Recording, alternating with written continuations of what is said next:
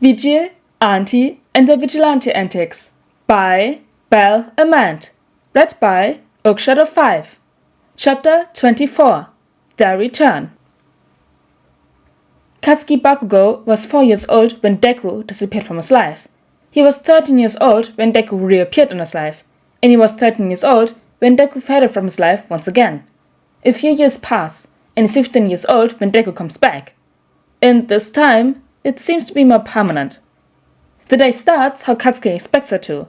He walks into UA, the most prestigious hero school in all of Japan. The only one from a shitty middle school. Katsuki just knows that he'll make an impression on the world and leave everyone shaken in awe. He'll be the greatest hero, even greater than All Might himself. But first, he reminds himself, he has to get through high school. It shouldn't be too hard, Katsuki figures. 3 years to prove his worth. That isn't too bad. Everything will be a piece of cake. With these thoughts in mind, Katsuki strolls into his classroom. Class 1A, to be precise. Only the best. And finds his desk. The blonde relaxes, resting his feet upon his desk. And then, some prick decides to bug him. The blue-haired idiot starts yelling at him about putting his feet on the desk, shouting about how he was disrespecting past heroes or some shit like that. As if a pro hero cares about the state of his high school desk. Honestly, Katsuki can't wait for the guy to get the stick out of his ass. He's such a pain. The prick only stops lecturing when their teacher arrives. Settle down, everyone. The man sighs. And wow, he looks half dead. Maybe half mummy, considering the dumbass looking oversized scarf on his neck. Katsuki would snort, but the man keeps talking. It took you all 8 seconds to settle down. He really took the time to time us? Time is precious for heroes. A wasted second can be the difference between victory or a disaster. Now. The teacher freezes, eye twitching as he looks around. Did anyone leave the room? He asks slowly, and this time Katsuki snorts as the class shakes their heads in unison. What a bunch of extras, honestly. Katsuki keeps his eyes on the teacher, watching how the man sighs before rolling at his face. Those kids. Katsuki thinks he mumbles. Couple of problem children. The next sound that Katsuki recognizes is that of running feet in the hallway. The door slams open abruptly, and suddenly, the teacher's hair is floating as a stupid-looking scarf flashes out, wrapping around the incoming students and yanking them inside. Why are you late? The man grinds out, and Katsuki smirks. This'll be good. Sorry, the one says. And is that fucking... We got lost, Aizawa-sensei. That's the teacher's name then? Whatever. Katsuki is more interested in why he recognizes the purple-haired idiot who is currently caught in their teacher's scarf. And then, the second student shifts into view, and Katsuki nearly falls out of his seat. Yeah, we never really got a map or anything, Deku says, and Katsuki glares at the boy. He just keeps reappearing, Katsuki thinks, teeth clenching. Who does he think he is, disappearing on me only to pop right back up? Whatever. Aizawa sighs, and then the scarf drops, letting the boys free themselves. Everyone, come get your PE uniform and head to Training Ground A. We've got stuff to do. The statement throws the class off, and suddenly, the class is bursting with sound as the extras ask about orientations and opening ceremonies. Katsuki, however, blocks them out, locking his eyes on Deku. And when the boy spots him, he doesn't look away either. So that's how it's gonna be. Katsuki wonders if the quirkless boy has any talents other than disappearing. If not, he might just disappear from UA right away. Katsuki doesn't know if he wants that to happen or not. 21 kids. There are 21 kids in Katsuki's class when he starts the day. By the end of it, there will only be 20. The first step to becoming a hero is to find your current limits. Aizawa explains, then looks to Katsuki. How far could you throw a ball? About 67 meters, Katsuki brags, and Aizawa nods, tossing him the ball. Do it with a quirk. He does. He passes 700 meters easily. Whoa, some electric fucker says. That looks like fun! One girl, he'll call her round face, cheers. Fun. Aizawa scoffs. Since you guys think this will be all fun and games, let's up the ante.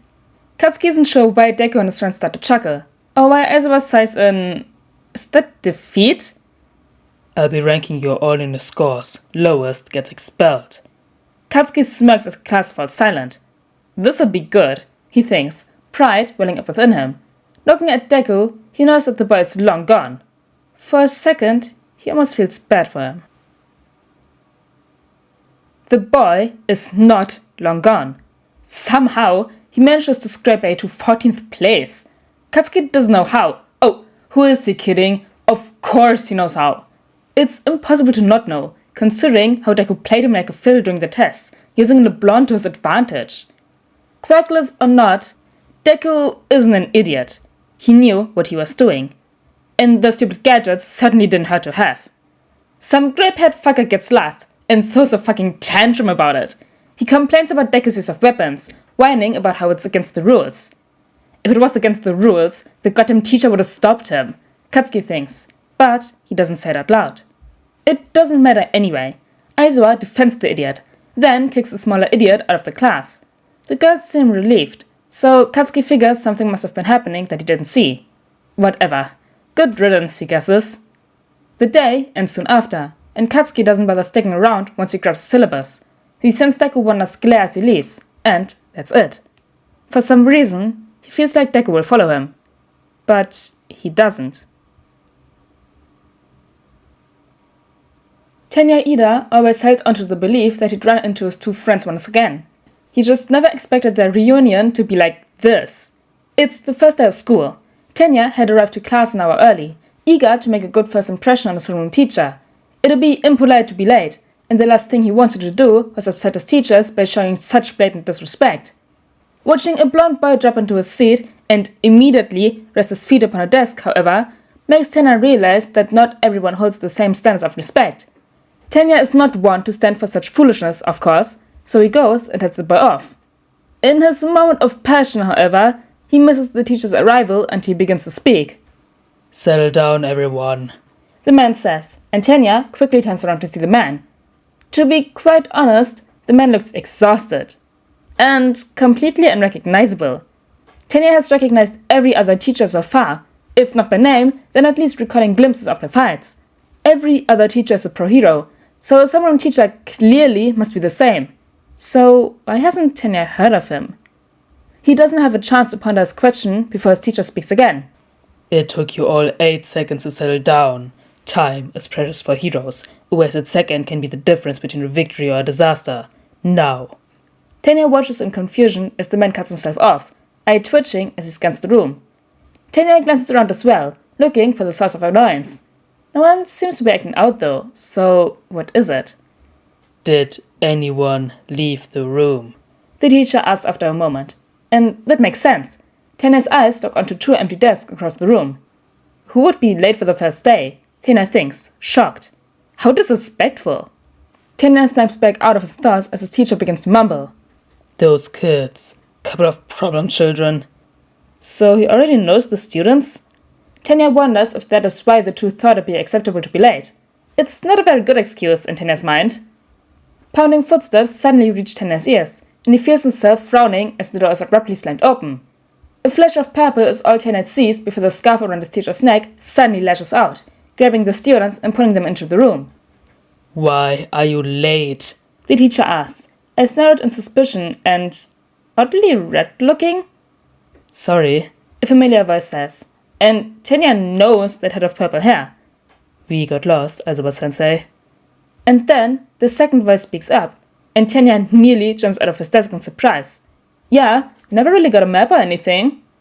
Tenya stares at Shinzo and Midoriya in unconcealed shock, only shaking himself out of his stupor when their teacher, Mr. Aizawa, says, "Whatever.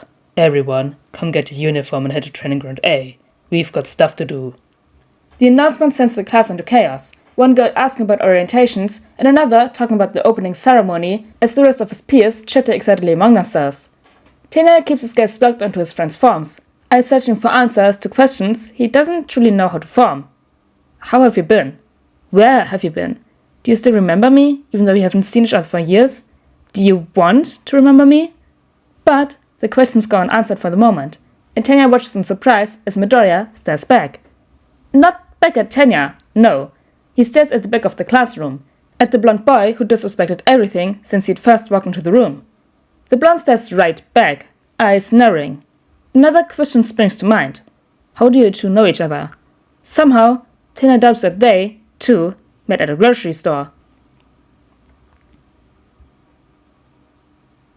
Tanya doesn't talk to them right away, because they're currently competing for the chance to stay in the class, and he refuses to disrupt their focus.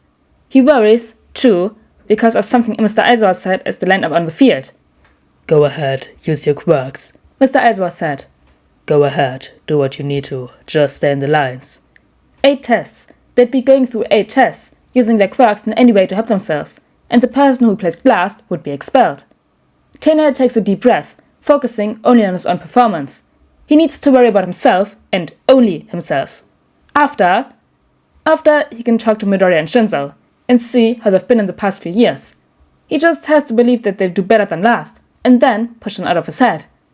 He quickly comes to the conclusion that it is impossible to ignore Midoriya and Shinzo. He doesn't realize that anything is unusual about his friends. Not at first. The 50-meter dash is nothing special. Both boys just, sprint for the finish line. The grip strength test, too, goes by without the boys doing anything astounding. They are strong, yes, but they aren't producing results that leave anyone in awe. Their quirks must not be useful for speed or strength, Tena thinks to himself, but then he starts to wonder what the quirks are good for. I'm sure their quirks will shine in the later tests. After all, they had to pass the entrance exam, didn't they? Tena doesn't know the boys well, but he's sure their quirks would be more noticeable or applicable if they were recommendation students. But then the class moves onto the standing long jump, and Midoriya pulls out a metal rod, a staff. Hey! A classmate, Tena believes the boy is named Kaminari, shouts, We aren't supposed to use anything but our quirk. Midoriya doesn't seem to hear a thing as he races forwards, before slamming his staff on the ground and vaulting himself over the sandbox, and right into the blonde. Bakugo, his mind supplies, recalling that someone had shouted the blonde's name. I'm so sorry, Midoriya says, leaping off of Bakugo and taking his staff with him. I guess I underestimated my distance. What's even more odd is that Mr. Aizawa doesn't say a word, instead looking to the remaining students and asking, Alright, who's next? Nobody comments on the stuff after that, but more oddities keep occurring. Like during the repeated sidesteps, where Shinzo makes a point of talking to Uraka before taking his attempt. He's light on his feet, lighter than he has been all day. When the test stops, he says something to Uraka, and the girl seems confused. During the ball throw, Midoriya throws the ball at Bakugo, tricking the boy into hitting it with his explosion quirk, slinging the ball high into the air. What the hell, Deku? Bakugo shouts, but Mr. Aizawa merely looks at Midoriya with a confused glance. You said we just had to stay in the circle, Midoriya says with a shrug, and Mr. Aizawa accepts the answer. When the distance run is about to start, Tena tries to focus on himself once again. It's a running test, which is perfect for his quirk. The distance will allow him time to increase his engine speed without overheating them, so everything is lining up for him. He doesn't expect Midoriya to shoot forward with a burst of speed and sound. Shinzo latches onto his back. He doesn't expect to be neck and neck with his old friend, who pulls out a staff and launches ahead whenever Tena increases his own speed. He doesn't expect Midoriya to suddenly stop and throw Shinzo before turning around and racing back to the others. As he crosses the finish line, he sees someone fly through the air, landing near the start. A moment later, Midoriya skips over the finish line. And for some reason, nobody questions Midoriya's actions. Not until the results are shown. The one who flew through the air, Mineta, is last. He questions Midoriya. Why isn't he last? Mineta shouts, eyes filling with tears. He used weapons, he broke the rules, he should be expelled, not me! Tena glances up at the display once again. Mineta got 21st, but 20th went to Hagakure. Midoriya was 14th, with Shinzo at 15th. Midoriya wasn't at risk of being expelled. Mr. Aizawa looks at Mineta with annoyance unhidden. Midoriya used weapons because he has been permitted to do so. Then why couldn't we? That's unfair! Mineta complains, and Mr. Aizawa sighs. If you had filled out the forms for support gear and gotten them approved, I would not have declined your ability to use them. Midoriya filled out the necessary forms. Besides, Shinzo mutters, voice sharp even if barely heard. It's not like Izuku could use his quirk for any of this. There's a bit of silence. Then, another. What do you mean? Kirishima asks. Why couldn't he use his quirk? Simple, Midoriya starts, straightening his shoulders as if preparing for war. I can't use my quirk if I don't have one. What? Tanya isn't sure who shouted that, but he feels a similar sentiment inside of himself. Midoriya is quirkless? Huh. The class hounds Midoriya with questions, asking how he's managed to get into the class, how much tougher life was, how he got his gear, and more. Enough! Mr. Aizawa shouts, and the class freezes. We get it. Midoriya is quirkless. That isn't an excuse to pry his life story out of him. Wait, is Shinzo quirkless too? Asui asks suddenly. I didn't see you using a quirk. Mine isn't an offensive one. Shinzo supplies. It's why I carry my own gear too. And he does, pulling out a few odd-run objects, then shrugs. I usually just carry a bat, but I didn't think it'd be useful for this. A bat? Uraka asks, tilting her head. Yeah. He doesn't supply any more context. Anyways, Mr. Aizawa says, turning off the display. We have stuff to do. Mineta, you're still expelled. Get out. It's rather blunt, but the words do the trick. Just like that, the class disperses, heading back to the locker rooms to change. Tena wants to talk to Midoriya and Shinzo, to ask how they've been, but he doesn't get the chance when the other boys choose to talk to them. That's so manly, Kirishima says as he pulls on his uniform shirt. I'd never be able to make it this far without my quirk. You guys are like twice the men that I'll ever be. Well, there are 2 of us. Shinzo drawls. I suppose the math works out. Kirishima laughs. That's not what I meant, but thanks. Tena watches his friend slip out of the room seconds later, already fully changed in less than 2 minutes. By the time Tena gets back to the classroom, Midoriya and Shinzo are already gone. So is Bakugo, Tena notes, but for some reason he doubts that these things are related. It takes him longer to realize that Mr. Aizawa too is not in the room. Instead, a stack of syllabuses are all that remain, and a note on the board that says, "Take a syllabus and go home. Class is dismissed. Don't be late tomorrow." An odd way to end the day, Tena supposes, but he does as the note demands. Walking home, Tena hopes that he'll be able to talk to Midoriya and Shinzo tomorrow. They have a lot to catch up on, if the boys want to catch up at all. He hopes that they will.